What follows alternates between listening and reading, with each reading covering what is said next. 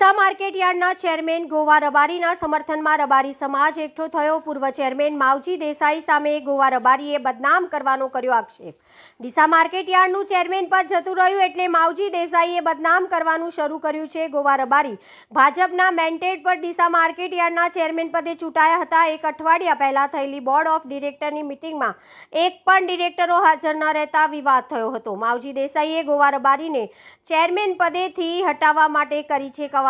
ગોવા રબારી સમાજ સામે કહ્યું, હું ખોટો હોઈશ તો જાહેર જીવન છોડી દઈશ। Reporter Rakesh Takar, DT news live 24 Deesa. ભાઈ અમારા સમાજના આગેવાન છે, આ લોકો મારા સમાજની ચેડી પડેલા છે, ખોટા સમાજના ભાગલા પાડે છે, ખોટા કટા વિરોધી કરે છે, ખોટું અહીંયા આફત આલે છે, ખોટું આ બધું ખોટું છે। ઓકે, સમાજના ભાગલા પાડે કોણ છે? સમાજના ભાગલા પાડે માવજીભાઈ, બાબુભાઈ રબારી। ગોવાભાઈ પૂરા આક્ષેપ છે તમામ ખોટા દવા ગોવાભાઈ માટે આફત ખોટું આલે છે, ભાવ ખોટું છે। મારું નામ દેસાઈ પરબતભાઈ વાલાભાઈ, મુકામ પોસ્ટ બલોદર, તાલુકો ડીસા, જિલ્લો બનાસકાંઠા। આ બાજુ આજે સેની મીટિંગ હતી, રબારી સમાજ કેમ ભેગો થયો છે? આજ અમારો સમાજ એમાં ભેગો થયો કે અમે બધા રબારી ભેગા થઈ અને અમારા આ કારોબારીના મેમ્બરો જે હોય ને, માર્કેટના ડિરેક્ટરો, એમને અમે ચૂંટી કાઢ્યા। અમારા વોર્ડથી, અમારી મંડળીના વોર્ડથી એને ચૂંટી કાઢ્યા। એના પછી ભાજપ પાર્ટીએ જે મેન્ડેટ આપ્યો એ મેન્ડેટથી બધા જ છૂટેલા। પછી એના પછી અમે ગોવાભાઈ ગોમડી ફરી જાહેર સભાઓ કરી, બધા સમાજને પૂછ્યું, સમાજે બધાએ કીધું કે ગોવાભાઈ તમે ભાજપમાં પ્રવેશ કરો। અમારા બધાના આગ્રહથી ગોવાભાઈ ભાજપમાં પ્રવેશ કર્યો। ગોવાભાઈને ભાજપમાં આવ્યા પછી પાર્ટીએ ગોવાભાઈને મેન્ડેટ આપ્યો અને મેન્ડેટથી ગોવાભાઈને ચેરમેન બેહાડ્યા। હવે એ ગોવાભાઈને મેન્ડેટમાં ચેરમેન બેહાડ્યા, એમાં આ લોકોને શું કે શું પેટમાં દુખે છે એ અમને કોઈ ખ્યાલ આવતો નથી। આ લોકો જ્યારે અમારા કોઈના તાલુકા સંઘના ડિરેક્ટર હતા બધા, તો એમના હાળા મની ગોમા માસીના ભેગા થઈ અને અમારો આખો ડીસા તાલુકા સહકારી ખરીદદાર સંઘ છે, ગુજરાત રાજ લેવલે બીજા નંબરનો સંઘ હતો। એટલી અમારી પાસે પ્રોપર્ટી હતી। અમે એમાં આજીવન અમે મેમ્બરો હતા, ડિરેક્ટરો હતા, ચેરમેન હતા, વાઇસ ચેરમેન હતા। અમે આ લોકોને હાથમાં સુકાન આલ્યું, આ બાબુભાઈને ને એમને। એના પછી એ લોકોએ ખાડે ઘાલી 20 કરોડમાં ખાલી દીધું, આખી પ્રોપર્ટી વેચી મારી। તમારું નામે પછી તમે ગોળતા નથી તો ખાતરના 2 ગાડી તમારા નામે કરી, 2 ગાડી તમારા નામે કરી, આવી ખોટી કઈ ઉચાપત કરી, બધા લૂંટી કાઢ્યું। માવજી બી ભાજપના છે, ગોવા બી ભાજપના છે, તો માવજી બી કેમ વિરોધ કરે છે? માવજીભાઈ બાબુલાલના જોડે જોઈન્ટ થઈ ગયા છે અને પહેલા ઘી કર્યા હોય તો ગોવાભાઈ નથી કરવા જતા હવે, એટલે આ લોકો નથી હોવરાતું। ગોવાભાઈ ઉપર ભ્રષ્ટાચારના તો આક્ષેપો ખૂબ ના, એ તો ઈ રાઈ ચાલે છે, અમે કોઈ આવતા નથી। આખો સમાજ એમને સપોર્ટ કર્યો। અમે 50 વર્ષથી અમે આ સંસ્થા સાથે જોડાયેલા છો। આ જમીન મારી ખરીદેલી છે, આ ડીસા એપીએમસીની જમીન મારી ખરીદેલી છે। હું એમાં આજીવન વાઇસ ચેરમેન હતો, પણ અમે કોઈ દાડો ગોવાભાઈ પર ભાજપ અમે આક્ષેપો કર્યા નથી। ગોવાભાઈને અમારી સીટ ખાલી કરીને અમે માર્કેટમાં લાવેલા છે અને આજે અમે ગોવાભાઈની જોડી છે, આખો સમાજ જોડે છે।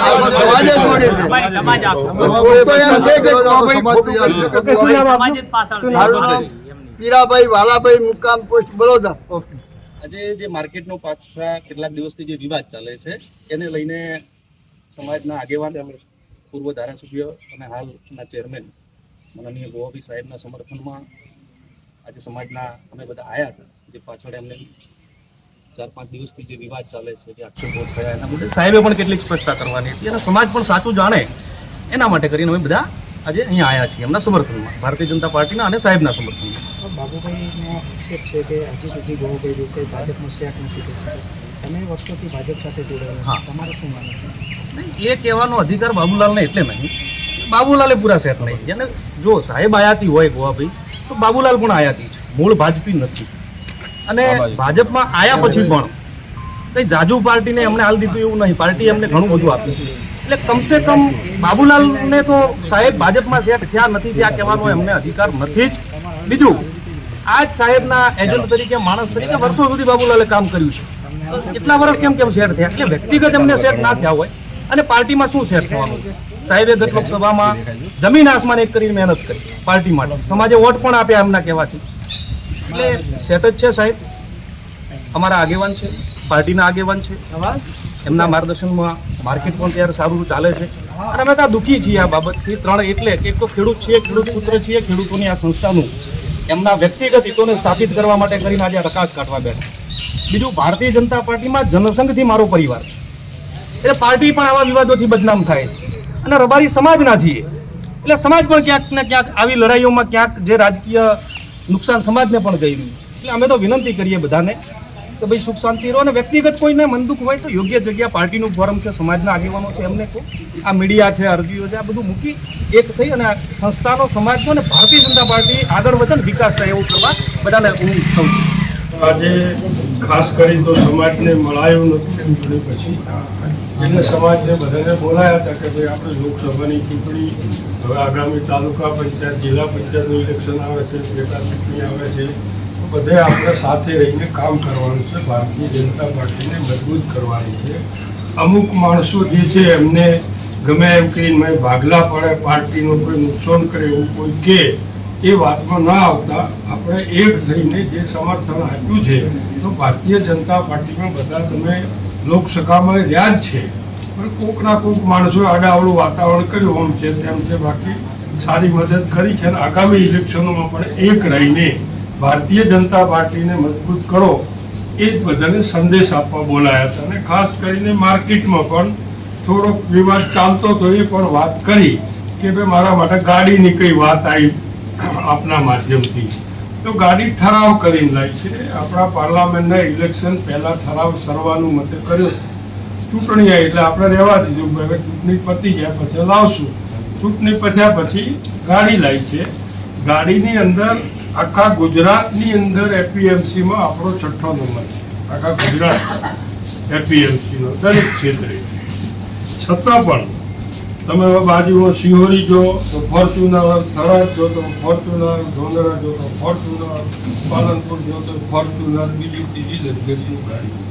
અહીંયા પણ મેં કહ્યું હતું ઠરાવમાં તો સારી ગાડી લાવજો, પરંતુ જે ઇનોવા હતી એની એ જ લઈ છે. મારા પહેલાં પણ ઇનોવા હતી, એક બીજી થાર ગાડી પણ હતી, 2 ગાડી હતી, એના પહેલાં પણ એ જ હતી.